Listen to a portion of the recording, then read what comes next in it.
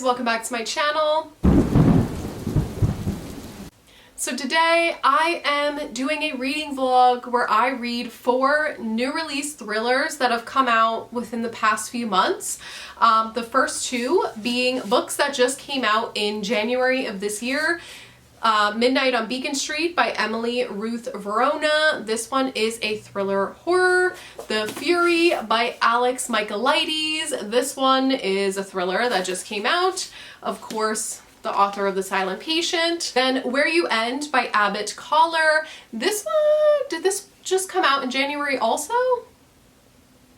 Or December? Honestly, not sure, but just recently came out.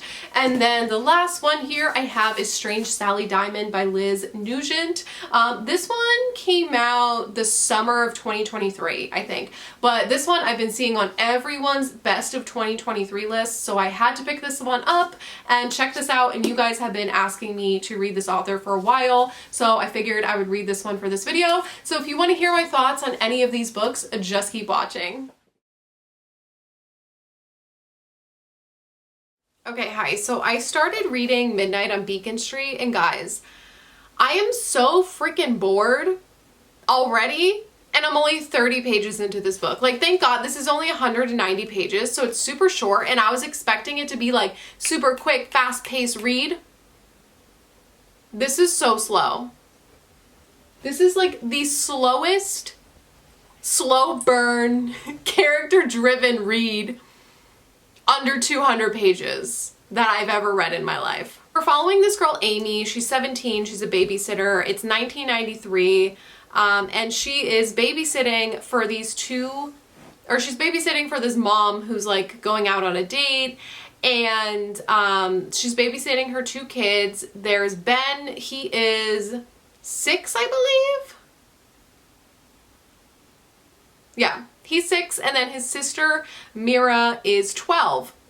So she's watching these 2 kids, and we know from the first chapter, Ben's POV in present day, he has like a pool of blood around him, and there's a dead body at his feet. So that's all that we know. We're trying to just figure out, like, backtrack and figure out what exactly happened this night. So now we're going back in time and reliving the events that took place up until this incident, right? So we're getting a POV from Amy, the babysitter, we're getting a POV from Ben, and it's also like flipping timelines. Like, we just jumped 6 years previously to learn a little bit about Amy, and then we flipped Ben to Ben previously. Like, it's kind of flipping all over the place, which I'm not a huge fan of, but it's whatever. And we're just learning about these characters so in-depthly. But at the same time, like, you guys know, if you've been on my channel for a while, I like a slow burn character-driven read.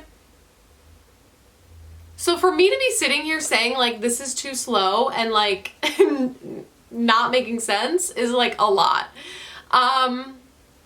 Also, we're learning about these characters so in-depthly, but at the same time, like, these in-depth things aren't doing anything for us. Like, it's not giving me any empathy, or like, it's not like, there's no purpose to it, is what I'm trying to say. It's like, yeah, I love learning about characters, but this in-depthly about absolutely nothing, like things that are irrelevant, okay? I'm just, I'm having a hard time with this one 30 pages in. I'm gonna finish it because it's only 190 pages, but holy crap. The fact that I'm already like, oh my God, I would DNF this if it was any longer is not a good sign. Hopefully it picks up. I've been seeing bad reviews about this one, so I'm gonna see where my thoughts lie, but so far I'm already like, oh my God, I don't think this is gonna be good. Okay, so it's a couple days later. I finished this book. There's been a lot of stuff going on in my personal life that I am not going to talk about, but it's been very stressful and very, there's just a lot going on the past few days, so I haven't been reading as much as I would have liked to because all these things just happened unexpectedly. I'm really just not doing the best mentally, so it's been hard for me to concentrate. And we need to talk because I finished this book, and speaking of not concentrating, it's 190 pages and like I should have DNF'd. That's how bad this book was. I gave it 1 star. We're gonna talk about it. I couldn't even physically read this because like I said, I'm so emotionally just like a mess. And I could no longer concentrate, not only because of that, because it was so boring that halfway through I found the audio on like SCRIBD or Everend or whatever the hell the name is now, and I had to finish this on audio because it was that bad.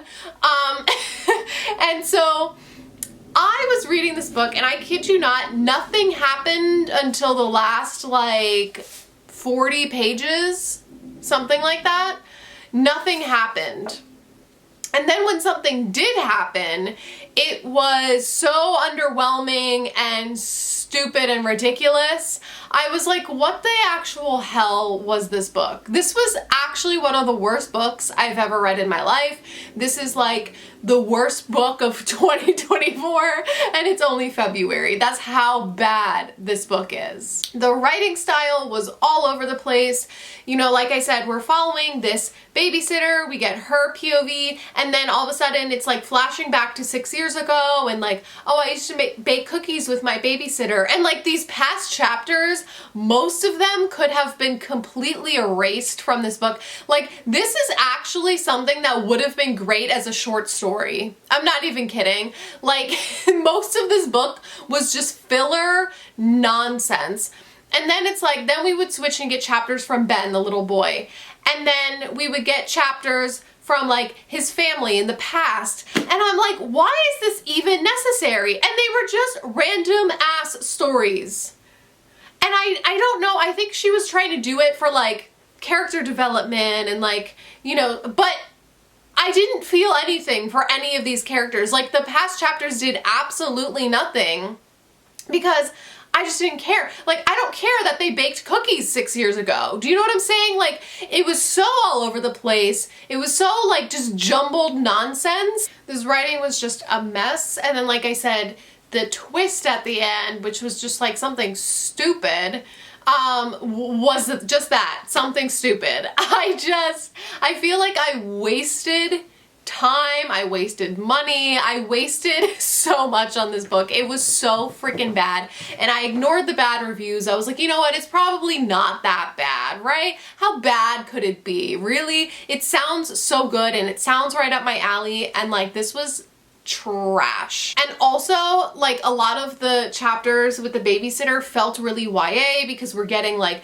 stories of her in high school, and like her friends come over, and like you're just learning about like her and her friends and her boyfriend and like teenage drama, and it felt YA, and I wasn't expecting it to feel that way. So this was just I don't ever want to see this book again, honestly.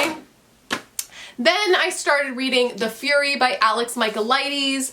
I only got like 58 pages in, and it's okay so far. I like the way that this is written. So basically we're following this guy, Elliot. He is our narrator, and he's telling the story of what happened. There was a murder on this Greek island. So this woman, Lana Del Rey, no, she's like this famous movie star, and she basically invites her, well, she invites her, obviously. She invites her friends and family to stay at this private Greek island with her. So it's her, her husband, her son, and then her friends Kate and Elliot, our narrator.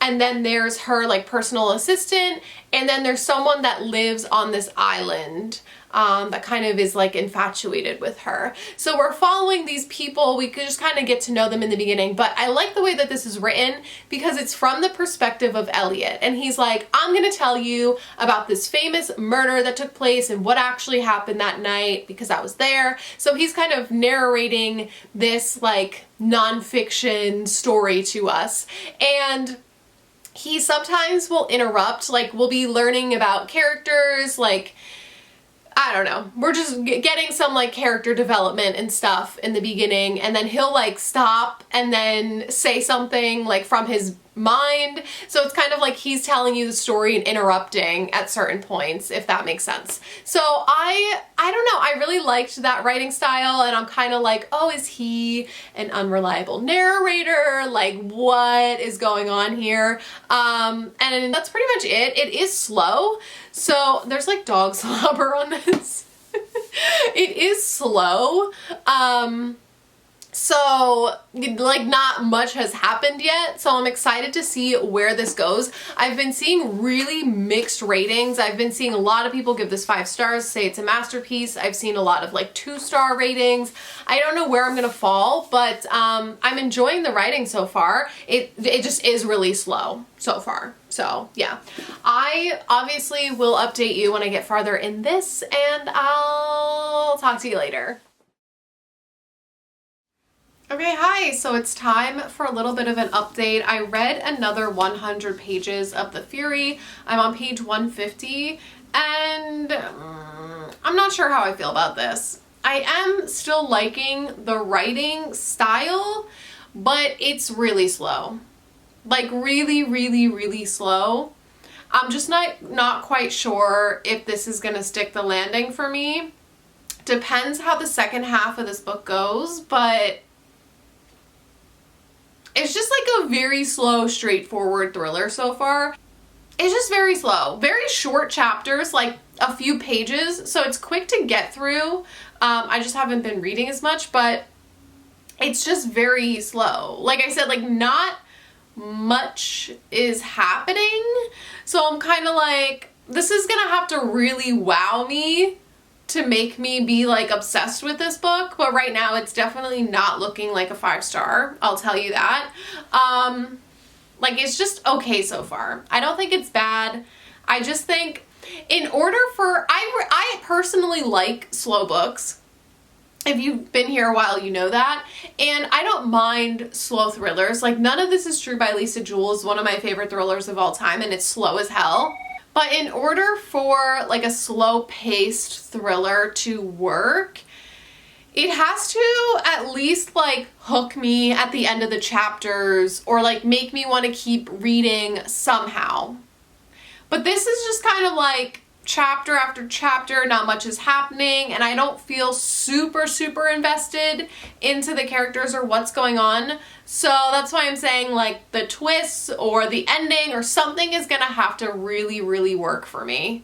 So those are my thoughts so far, and I'm sticking to them. I just sadly don't know. I'm just waiting for this author to wow me the way that he wowed me with The Silent Patient. But then I wonder, like, is it just because that was like one of the first thrillers that we all read, and at the time it like blew our minds or something? I mean, I don't know. That's why I kind of want to reread some of my Holy Grail all-time favorite books for a video and see if they still work for me, but I'm scared to, because what if I hate them all? I don't know. I'm scared, but part of me is like, did my taste just like drastically change? I don't know. We need to talk, okay? I finished The Fury. I feel like this video, you can see me, like my reaction to this book just goes downhill the more that you watch this video. I was like, oh, I like it. Oh, it's okay. I'm not sure. Now I'm like, what the fuck was this? This book, like I said, was so slow. I honestly wouldn't really go into this thinking that it's a thriller or some like twisty thing, because there was one twist that came like after my little update. I didn't like it. I don't like when books do that. And then there wasn't really, I wouldn't consider anything that happened after that a twist. Like there were some minor twists in there, but what ended up happening in the end, honestly, is like what I assumed anyways. So I was kind of like, all right, this story was really lacking for me. It was really slow. And then the narrator, like I said in the beginning, I liked the narrator because I thought that the way that this story was told and narrated was really creative, and I will give it that. I do still think that. But this narrator became more and more irritating. The more that I read, I wanted to myself because this narrator was so pretentious and irritating. He's like a drama theater person, so he keeps like comparing all these things that happened to like a play and a performance and acting, and like it was so annoying because it was like taking me out of the story how annoying it was. He said the word performance like 1,000 times in this book. I mean, it was just nonstop. Like he would interrupt the narrative with like, oh, when I'm acting and my performance and blah blah blah. Like, oh my god, oh my god. I see what Alex Michaelides was trying to do, but I just thought the execution was annoying. And not only the whole like mention of the word performance, he also mentions this woman Barbara West, which you find out who she is in the book. It's like this author that he was close with, and he mentions her name like 200 times. It was just, Barbara West did this, and when I was with Barbara West, and Barbara West would have done this, and like, oh my god, what is happening? I don't hate this book. It seems like I hate it right now. I don't hate it. I absolutely hated Midnight on Beacon Street. I hated that one. This one, I just did not like. This was just not for me. If I would have cared a little bit more about the narrator, or if like something really crazy that hooked me at the end would have happened, I didn't think this was all that crazy or thrilling. Like if it would have got me, or if I would have cared more about the narrator and if he didn't become so annoying throughout, I would have liked this more. But this was just, at the end I felt like I was suffering a little bit, and I don't like feeling that way when I'm reading a book, so I gave this one 2 stars. I know a lot of people absolutely love this one. It seems to be very divisive. Either you love it or you hate it. I'm just, this one just did not do it for me, so I went with 2 stars. I'm sorry, Alex. I don't know what has happened to Alex, but it's not good. I just dropped the book on the floor. All right, I'm going to start another book. I don't know which one yet, and then I will get back to you when I have an update about that one. I'm praying that I find a good thriller in this video because it's been a while and I don't know. I have an issue with thrillers lately.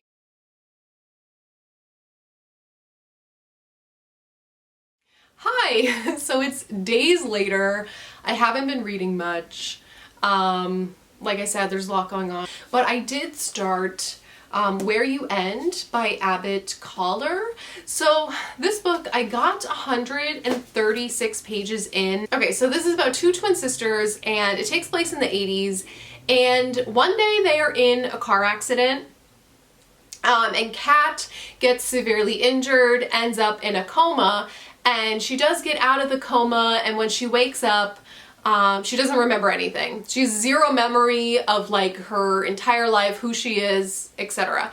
So she's relying on her sister Jude to tell her basically like who she is, what their childhood was like, all of her memories from her past. So they're living together and Jude's kind of giving her the scoop and like filling her in on like some things that have gone on in their childhood, you know, so on and so forth. So as we, you know, learn more about them, our main character, Kat, starts thinking that Jude is lying to her and making up some of the memories from their past to kind of give her like an idyllic childhood and upbringing because she's trying to hide something.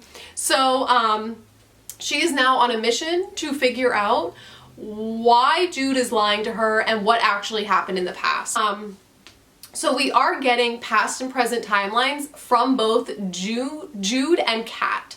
So most of these chapters are from Kat's perspective, present day, and then in the past, in the 70s. So in present day, they're 22, and then in the 70s, they're like 11, I think, in the flashbacks. So we are getting like what actually happened when they were 11 in their childhood, and then what's going on now. So, and then from both sisters. I think I just said that. So yeah, I was intrigued in the beginning of this, but the more that it goes on, it's very slow. I don't know what it is with these slow thrillers nowadays. It feels like, I don't know, I feel like most people that read thrillers want that like fast-paced aspect with twists. And lately, thrillers just like haven't been doing that anymore. And I don't really think that that's a bad thing. But to me, like I've said a million times, I don't mind a slow burn, but to me, like, you have to give me like something to keep me interested. Like some kind of mystery or some kind of like cliffhanger or just something. Like, I'm 136 pages into this book now and I'm still kind of like waiting, like, okay, we're learning about the past. I'm starting to get the bigger picture of what's going on here, but it's still not enough to like fully keep me interested enough to like sit down and want to finish this book. Like, I've been reading this for days and I just keep putting it down, or I fall asleep, or like, I don't know. It's really dragging. So I'm hoping that it picks up the pace. I don't think it's horrible. I don't think the writing is bad. It's just very, very slow. And now that I'm learning more about like the past and what was happening, it's really not super interesting to me. Like, it's not twisty, grasping me the way that I want it to. But I you know, I'm gonna keep reading. I'm gonna update you. Hopefully my feelings change, but I don't know. Thrillers have just not been hitting for me lately. And that's why I started reading more and more horror. Like, some people are diehard thriller fans and they're like, we only want you to read thriller. But I'm getting, like, I get so burnt out from just reading one genre. So that's why I got into horror and then extreme horror. And now I've actually been reading more like lit fic. I'm actually really enjoying lit fic. I'm diving into a little bit of fantasy. Like, I just want to be an overall reader of all genres, you know? I don't just want to stick to one thing, because this is what happens. I've read so many thrillers that now I'm like stuck, where it's like I don't even know what I enjoy anymore because nothing is truly gripping me the way I want it to. But I mean, not a bad book so far, just I need a little more from it, you know, to like actually get me to recommend this. But anyways, yeah. A lot going on in my personal life. This week has been really stressful. Office like actually looks like a bomb went off. You can't really tell right now. But there's stuff like all over the floor.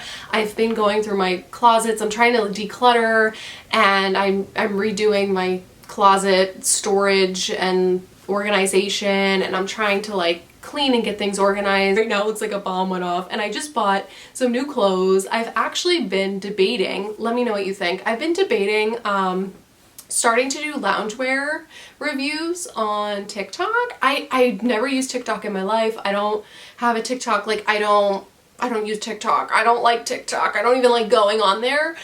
But I've just been debating. I've been really into like loungewear and loungewear sets, and I work from home, and like I've been finding really cute loungewear, and I'm kind of like, I don't know, I want to like share these and review them.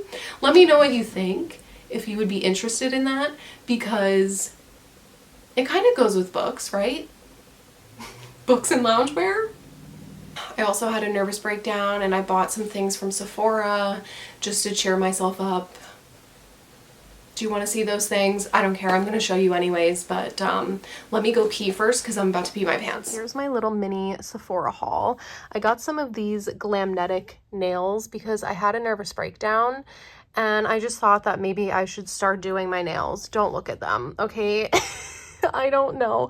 The reason I don't ever do my nails is because I'm on the computer all day at work, and like typing is a bitch with press-ons, and then they pop off, and then they get like, my hair gets stuck underneath them. I don't know. I got another one of my Benefit Roller Lash Mascaras. This is like Don't look at my grease stain on my hoodie, okay? I'm a mess.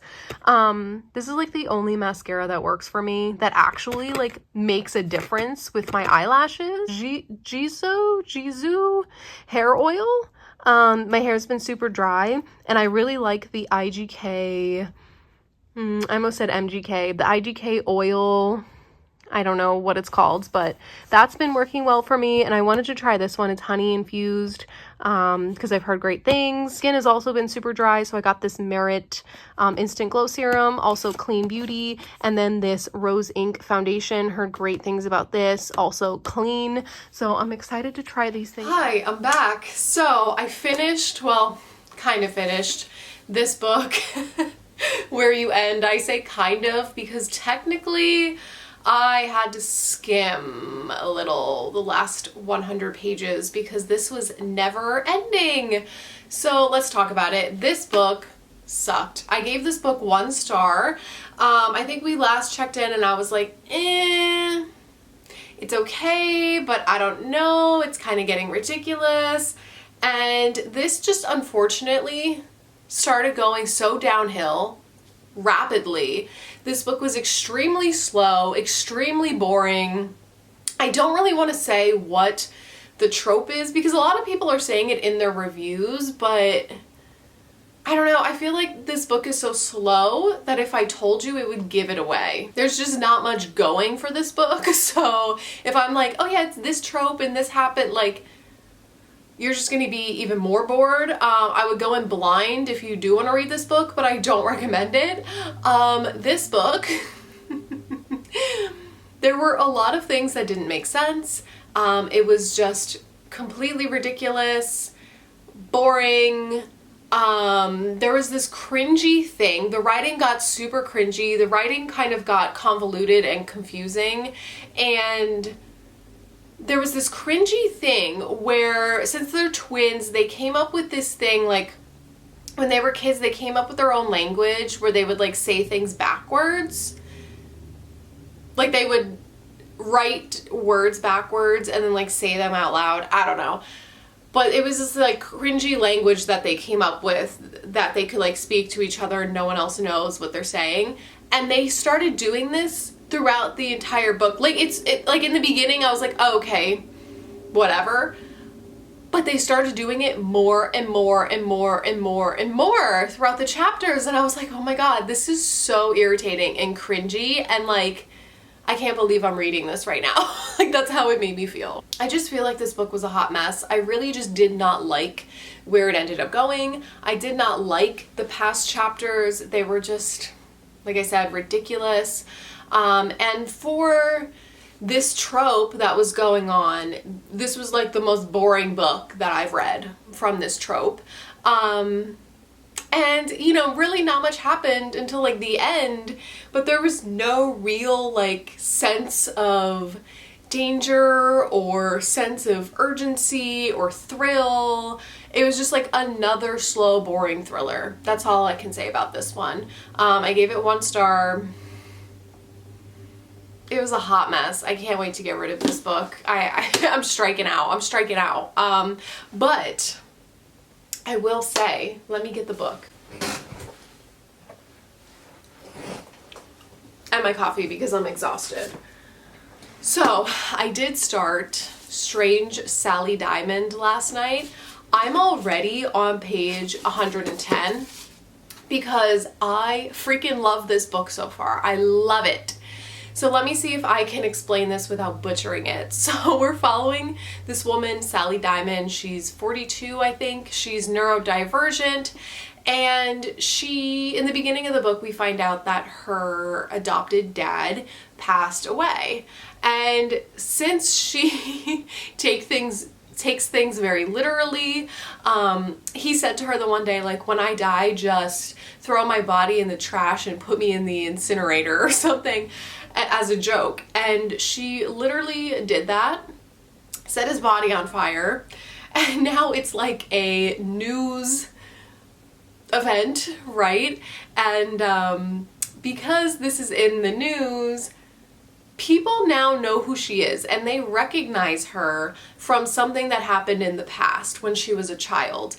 And people are, you know, sending her threatening letters, people are sending her nice letters, and she's like, how do all these people know who I am? And they're all calling her Mary, but her name is Sally. So she's like, wait a second, like what is going on? So with the help of like a family friend, she's starting to learn more about her childhood. She doesn't have any memories before the age of 7.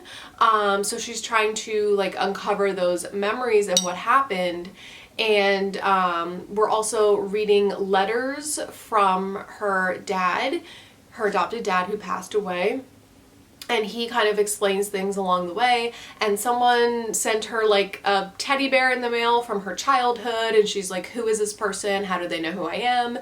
So we're just trying to figure out what happened to her as a child. And then we also get some past chapters from a little boy named Peter. And these stories end up intertwining. I love this so far. I love this main character. I love everything about her. I love how this topic is handled. Also, it's disturbing. It's messed up what's happening. And it's extremely gripping. It's weird, but in a good way.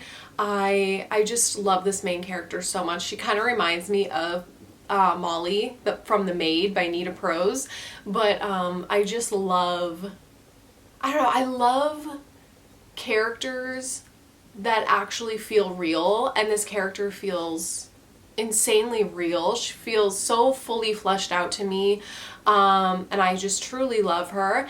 And I really enjoy the past chapters with the little boy. Like, it kind of feels, it's not extreme horror by any means, but it gives me that same feeling as when I read extreme horror. Like, just that, like, at the edge of my seat, like, I don't know what's gonna happen next because it's uncomfortable and disturbing. It's not extreme horror by any means. I'm just using that as an example, but just like the general feeling that I get while reading it, I'm like, oh my god, what's gonna happen next? This is fucked up, you know? So I really, really love this so far. This is exactly what I've been looking for. I love these thrillers that give me the character development, that give me the great writing, that make me want to keep reading. I, you know, sat outside and read 100 pages yesterday. I love this so far so much. So I hope this doesn't let me down, but it's definitely a winner so far.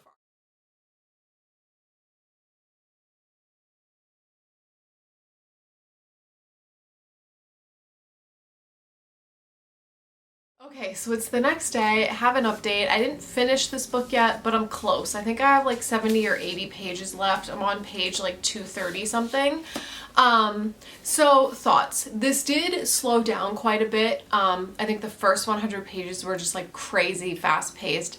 And then it does get slow, especially Sally's chapters. They start dragging a little bit because she starts talking about like her problems, and she's like, oh, I'm like this because of my childhood, and I'm like this because she starts piecing together, she starts going to therapy, no spoilers, and piecing together kind of like what's been wrong with her and why she is the way that she is. And we're getting like a lot of that. So she'll be like, oh, sorry, I do this because this happened in my childhood, so I can't help it. And like, you know what I mean? So it's like, we're getting a lot of that, but at the same time, like, this book takes place over the span of a few years, so we are getting a lot of growth from these characters and development, and I appreciate that. Like, you literally see Sally's growth throughout the book. And then I really, really love the chapters with Peter, which you find out who he is, and those chapters have me sucked in. Okay, like I said, in the middle of the book, Sally's chapters a little bit boring. Peter's chapters I fucking love so much. Holy crap.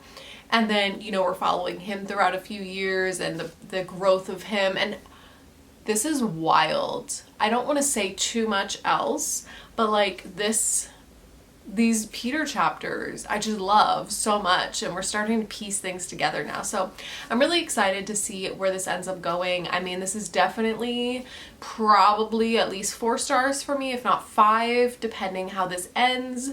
So yeah, this is what I mean, like, when I don't mind a slow burn if it pays off. Like, you have to give me something. So this book, it is a little slower, but these Peter chapters have me hooked. Like, I want to keep reading. So that's what I mean. And it's like those other books were just slow and not giving me anything to look forward to.